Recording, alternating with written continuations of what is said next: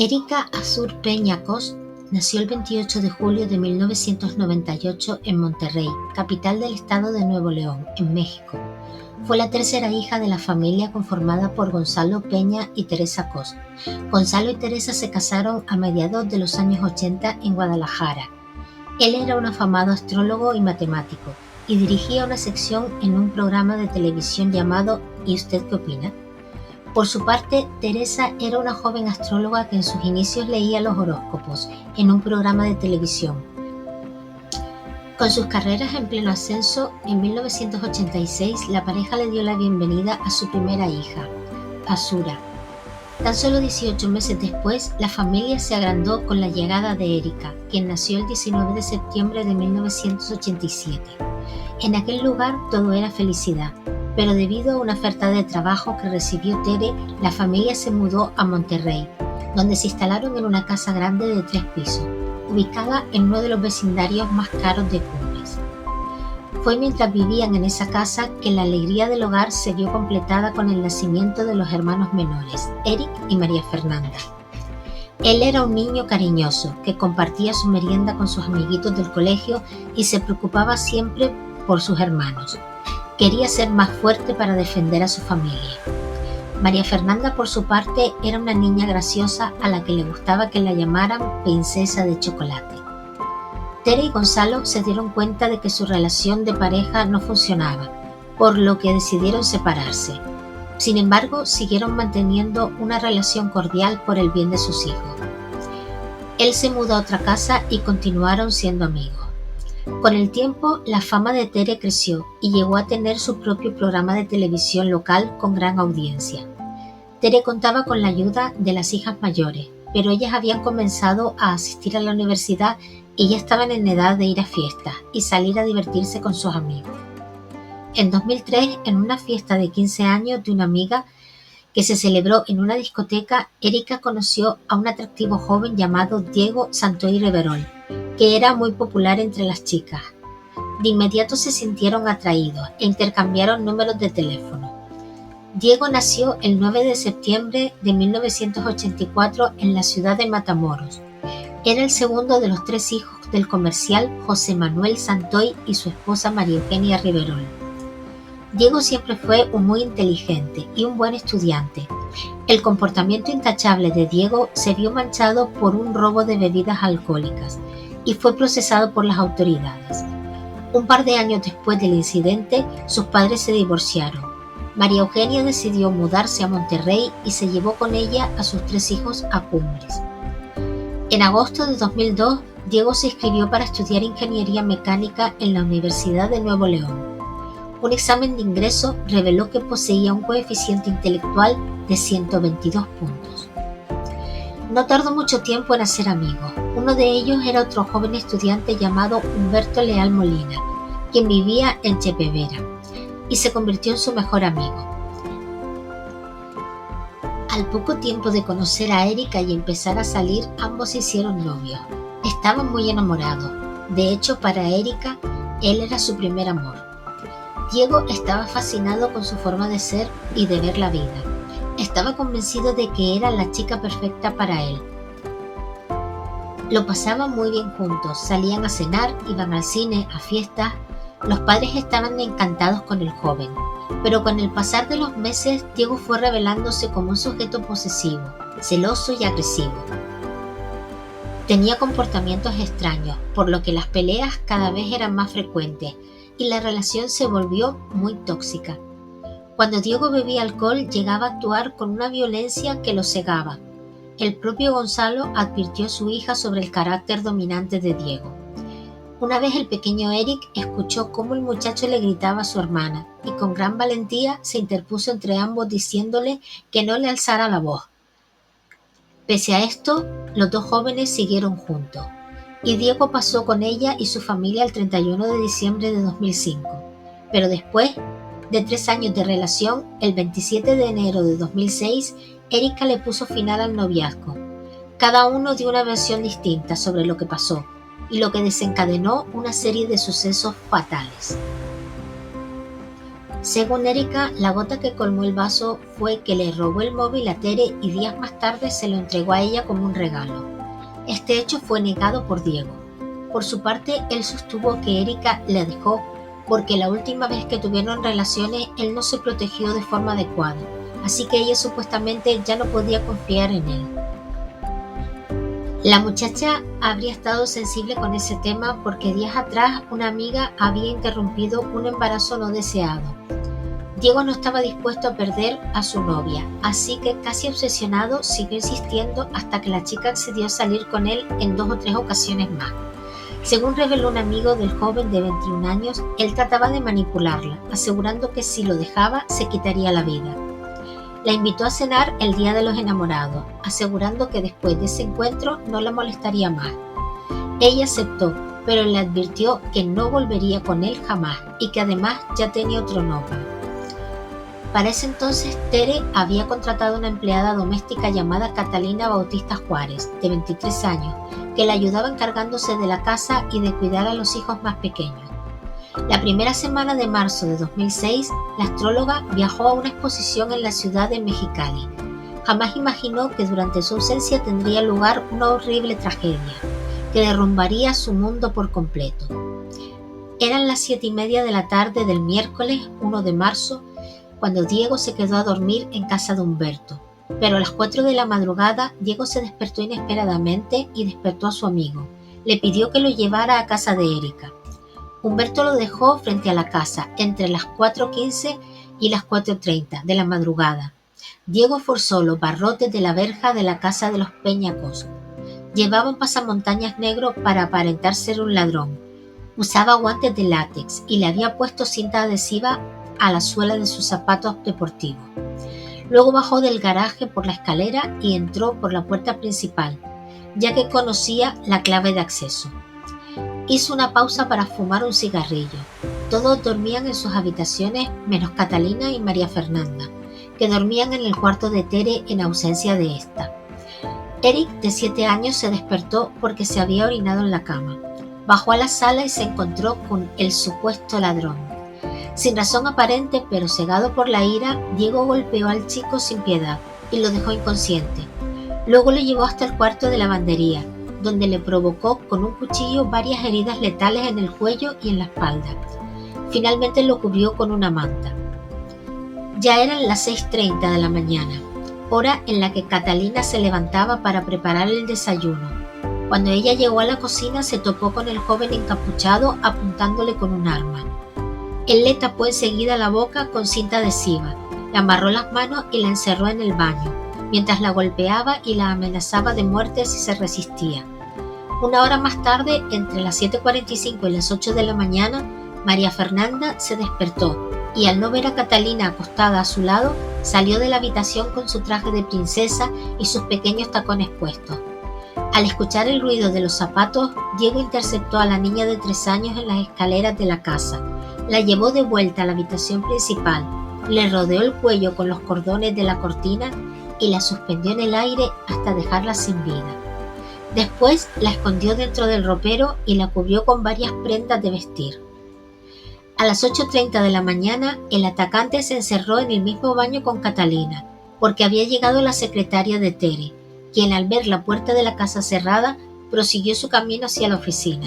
Pero extrañada de no escuchar ningún tipo de movimiento en la vivienda y sabiendo que Erika debía llevar a Eric al colegio y a María Fernanda a la guardería, llamó a la muchacha a su móvil, pero nadie contestó. Unos 20 minutos después, Erika se asomó a la ventana que da a la oficina y le comentó a la secretaria que no había puesto el despertador y se había quedado dormida. La muchacha finalmente salió de su habitación y al bajar se encontró con el joven del pasamontañas, a quien reconoció de inmediato. A él no le quedó otra opción que descubrirse el rostro. Ya eran más de las 11 de la mañana cuando Diego la atacó. La golpeó 5 veces con un martillo en la cabeza, según lo que contó Erika. Él le dijo que le había quitado la vida a sus hermanitos y a la sirvienta, y que había consumido varias dosis de sustancias ilícitas, que pronto dejaría de respirar. Se acostó a su lado durante una media hora y posteriormente le pidió a ella que lo hiriera con un cuchillo. Como la muchacha se negó, él decidió causarle 2 cortes profundos en el cuello y otro en el pulmón. Luego la arrastró por toda la casa para que viera los cuerpos sin vida de sus hermanos y al final la llevó al lavadero donde él presionó las lesiones para que perdiera fluidos y falleciera. Ella fingió estar sin vida para sobrevivir. Posteriormente, Diego subió hasta el tercer piso de la casa e intentó abrir la puerta de la habitación de Azura, pero estaba cerrada con llave, así que desistió de la idea, para evitar hacer ruido, y se dirigió al cuarto de su exnovia para tomar las llaves de su coche. Sacó a Catalina del baño y se la llevó en contra de su voluntad. Fue entonces cuando ella lo reconoció, pues ya no llevaba puesta la máscara. La metió en el maletero del coche y se dio a la fuga, mientras Erika arrastrándose se acercó hasta la oficina para pedirle ayuda a Linda, la secretaria. Al salir de la casa, Diego se dirigió a casa de Humberto, a donde llegó cerca de la 1 de la tarde. Allí le confesó a su amigo que había dejado sin vida a los niños y a Erika, y que tenía secuestrada a la empleada doméstica. Le dijo que no sabía qué hacer y que seguramente pondría fin a su propia existencia.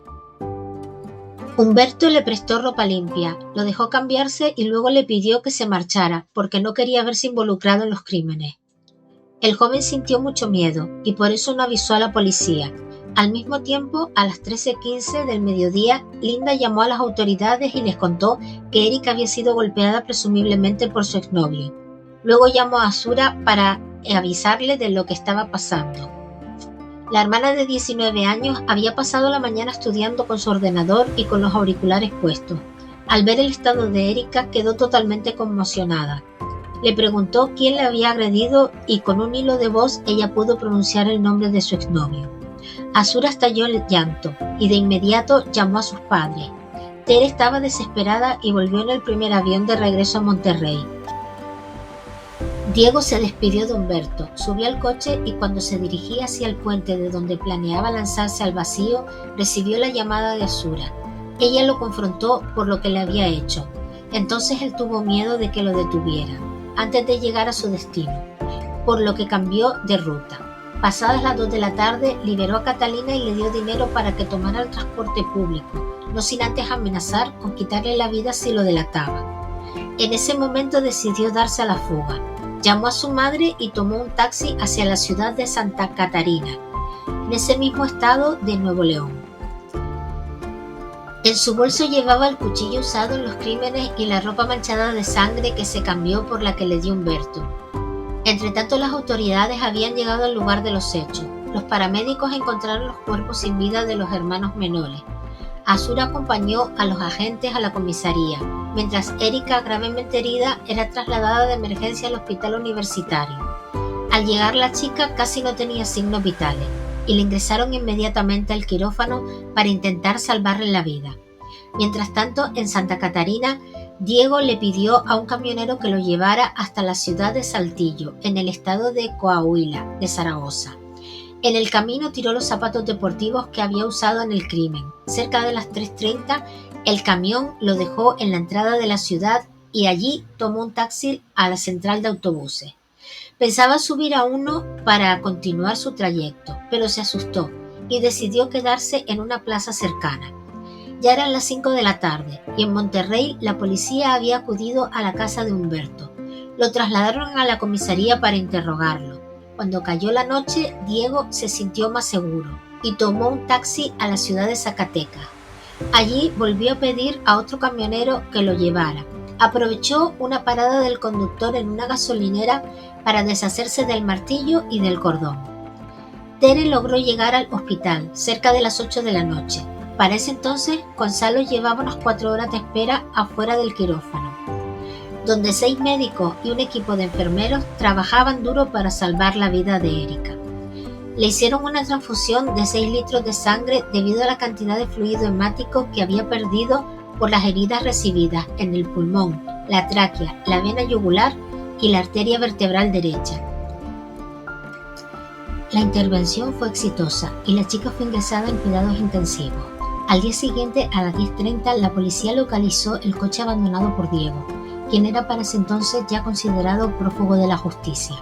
Todas las fuerzas policiales nacionales habían sido notificadas de su búsqueda. Sin embargo, a esa misma hora el sospechoso estaba llegando a Zacatecas, donde aprovechó para tirar la ropa que usó durante el crimen en el baño de un pequeño supermercado.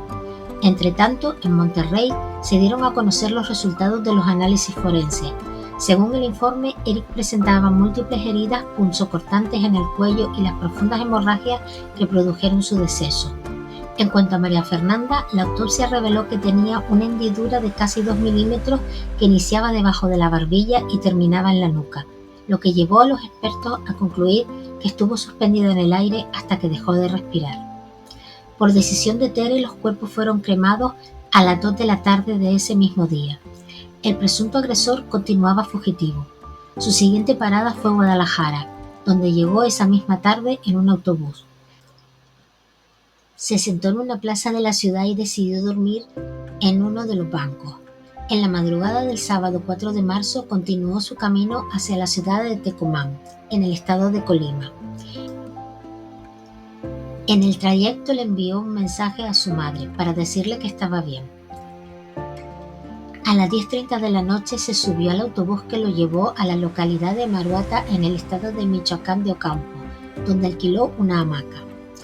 Ahí se quedó hasta el siguiente día, cuando viajó a la ciudad de Lázaro Cárdenas, en el mismo estado. Al llegar recibió la llamada de su hermano Mauricio, con quien acordó encontrarse en Acapulco. Una vez allí, los dos tomaron un autobús hasta la ciudad de Oaxaca, en el centro del país.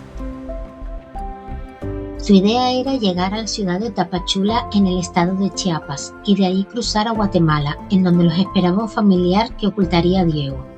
El domingo 5 de marzo, mientras el hombre más buscado de toda la nación estaba a punto de escapar definitivamente de la justicia, Humberto fue liberado en horas de la tarde, luego de que sus familiares depositaran una fianza de 100,000 pesos mexicanos. Humberto reconoció que fue una equivocación no haber denunciado a su amigo y aseguró que estaba arrepentido. Al día siguiente, lunes 6 de marzo, cuando Diego y su hermano compraban boletos con destino a Puerto de Salina Cruz, la empleada del terminal de autobuses de Puerto Escondido en Oaxaca reconoció al fugitivo. Finalmente, cuando llegaron a la terminal de Santa Cruz a las 10:30 de la noche, 5 efectivos de la Policía Federal Preventiva los estaban esperando para detenerlos al bajar de la unidad. Una hora después fueron llevados a Ciudad de México. Diego llevaba consigo una tarjeta de débito, otra de crédito y una fotografía de él con Erika. De allí lo llevaron a un avión hasta Monterrey. Diego hizo su declaración durante 4 horas ante el Departamento de Homicidios del Ministerio Público.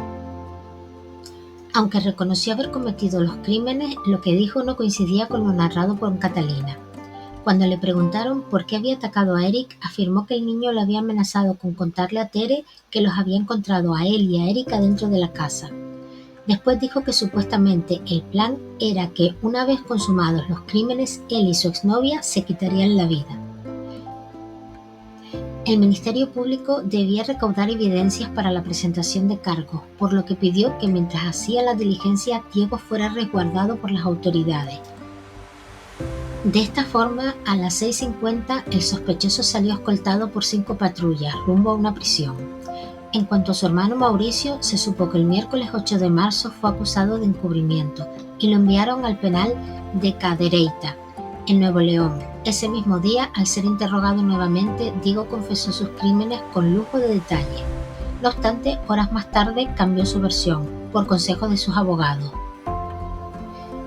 Declaró ante los medios de comunicación que cuando lo arrestaron supuestamente había sido torturado y presionado por los agentes del Ministerio Público para que se declarara culpable. Aseguró que lo tenían esposado a una silla mientras varias personas lo golpeaban y le ordenaban lo que debía decir ante la fiscalía. Añadió que después lo trasladaron a un cuarto en el último piso del edificio, donde le vendaron los ojos y escuchó que amenazaban con lanzarlo al vacío, mientras los efectivos jugaban con los gatillos de sus pistolas. Por otro lado, Gonzalo declaró en un foro con astrólogos que días antes de lo ocurrido había presagiado la tragedia que había vivido su familia. Le había pedido a Tere que enviara a Erika a otra ciudad. El viernes 10 de marzo, Erika, que ya estaba fuera de peligro, rindió su primera declaración. La joven afirmó que su exnovio cometió los crímenes para vengarse de ella porque no quiso reanudar su relación. Al día siguiente, las autoridades ordenaron la prisión formal contra Mauricio por el encubrimiento. Sin embargo, el joven fue liberado bajo fianza. Posteriormente, Diego fue sometido a pruebas para detectar si había consumido drogas el día de los fatídicos hechos, pero los resultados fueron negativos. También fue evaluado para determinar su perfil psicológico. Los especialistas concluyeron que reunía las características del criminal en serie inteligente, manipulador y con una frialdad extraordinaria. Los periódicos lo bautizaron como el asesino de Cumbres, en referencia a la zona donde residía y en la cual acabó con la vida de los dos niños. La sociedad organizó una marcha que congregó a más de 5.000 personas en rechazo a la violencia el 30 de marzo. Silvia Raquel Villanueva era la abogada de Diego. Esta le habría recomendado que cambiara su versión en los hechos. Entonces, el 2 de abril, el acusado hizo su declaración preparatoria, en la cual contó otra historia. Aseguró entonces que su exnovia supuestamente estaba muy molesta porque su madre viajaba mucho y la dejaba encargada de sus hermanos pequeños. Esa madrugada, Eric los habría interrumpido en la cocina tras orinarse en la cama, lo que supuestamente enfureció aún más a Erika. Ella entonces le habría dado un golpe en la cabeza al niño y le dijo a Diego que si la amaba le quitara la vida al pequeño. Según dijo, él se negó. Después estuvimos un rato en el cuarto, bajamos a la cocina de nuevo y ella misma le quitó la vida al hermano. Más tarde habría sido el turno de María Fernanda, quien también, según Diego, fue víctima de su exnovia. La niña había despertado mientras ellos hablaban. Erika le habría dicho a su hermana que jugarían al perrito y de esta forma le puso el cordón alrededor del cuello hasta dejarla sin vida. Yo le preguntaba que por qué hacía eso, dijo Diego, y ella solo me contestaba que no me preocupara, que todo iba a estar bien. Y que los siguientes en perder la vida serían ellos dos. Pero él debía deshacerse de Catalina y después justificó el ataque a su exnovia afirmando que la chica le había pedido que la golpeara en la cabeza con un martillo y después que le clavara el arma blanca al final. Para completar el pacto, él debía lanzarse al vacío desde un puente. Aunque la cronología de los hechos aún no estaba clara debido a las diferentes versiones de los involucrados, el juez ordenó la prisión formal contra el acusado, quien fue trasladado a la cárcel de Topo Chico en Monterrey. Pasaron 10 meses hasta que Diego y Erika volvieron a verse durante un careo judicial. Ella solo tuvo gestos de desprecio hacia él, mientras el sujeto no dejaba de mirarla con ternura. La joven sostuvo en todo momento que Diego era el único responsable del crimen doble, así como de las heridas que ella sufrió. Él la acusó de mentirosa y afirmó que no pasaría el resto de su vida pagando por lo que ella supuestamente había hecho. Luego, en el careo con Catalina, ella lo responsabilizó de los crímenes y afirmó que lo vio empuñando el objeto filoso y que él le había amenazado con quitarle la vida pero que no contara la verdad. Debido a la gran cobertura que tuvo el caso, Diego se hizo famoso. Hasta se formaron 3 clubes de fans, quienes realizaban manifestaciones en su apoyo. El 3 de abril de 2008, el joven se casó con una joven llamada Leti, la presidenta de uno de sus grupos de fans, quien además fue su novia antes que Erika. 3 años más tarde tuvieron un hijo y poco tiempo después se divorciaron. Sin embargo, Diego y su familia continuaron manteniendo el contacto con el pequeño. En 2009, la abogada de Diego, quien ya había sufrido 4 atentados, perdió la vida en un nuevo ataque en su contra, ocurrido en un centro comercial de Nuevo León. No obstante, su despacho, que quedó a cargo del litigante Adolfo Vega, continuó ejerciendo su defensa. El caso continuó su curso legal y finalmente, en octubre de 2010, el tribunal dictó la sentencia contra Diego Santoy Riverol, quien fue condenado a casi 138 años de prisión, tras ser declarado culpable de los delitos de homicidio calificado por causa menor, homicidio calificado en grado de tentativa contra Erika, secuestro de Catalina y robo de vehículo. El juez Ángel Mario Guerra determinó que el hombre tuvo como agravantes la planificación, la superioridad física y la confianza que tenía en él la familia, al haber sostenido una relación amorosa con una de las víctimas, lo que le permitió entrar a la casa. Recibió 40 años por el crimen contra Eric, 32 por el de María Fernanda y 30 por la privación de la libertad de Catalina, así como 10 por robo, 16 por el homicidio en grado de tentativa y 9 años y 6 meses por la agravante de delito de robo. Además, fue condenado a pagar una indemnización a los familiares de las víctimas por 337.000 pesos mexicanos. El equipo legal apeló el fallo y logró reducir la condena a 71 años. Sin embargo, de acuerdo con la ley del Estado de Nuevo León, el sentenciado no podrá permanecer más de 40 años en prisión, por lo que obtendrá su libertad cuando sea adulto mayor. Se presume que tras la sentencia, Azura y Erika salieron del país. Algunos especulan que estuvieron viviendo en Canadá por algún tiempo. Tere mantuvo muy bajo perfil y no volvió a mostrarse frente a las cámaras. En 2012 circuló en redes sociales una fotografía de Erika junto a un joven a quien se identificó como Mike Otto, un empresario canadiense. La muchacha lucía en su mano un anillo de compromiso. Erika y Mike contrajeron matrimonio en San Miguel de Allende, Guanajuato. Por su parte, Diego continuó privado de su libertad. Fue trasladado al Centro de Readaptación Social de Cadereyta, donde en 2017 se presentó un motín que dejó decenas de víctimas fatales. Se especuló que fue iniciado por reclusos pertenecientes a uno de los clanes de la droga para acabar con el joven. Al igual que muchos internos, él también fue severamente golpeado. Diego ha continuado concediendo entrevistas, pero siempre se ha rehusado a volver a hablar de lo ocurrido el 2 de marzo de 2006. Como parte del servicio que presta en la prisión, trabaja elaborando piezas de cuero e impartiendo clases de informática a otros reclusos. La casa donde ocurrió el crimen de los hermanos Peña Cos fue abandonada. En 2021 el inmueble fue vendido y demolido. Decenas de trabajadores de la construcción se centraron en el lugar para derribar la casa de la familia Peña Cos, donde se cometió uno de los crímenes más escalofriantes de los últimos tiempos en México.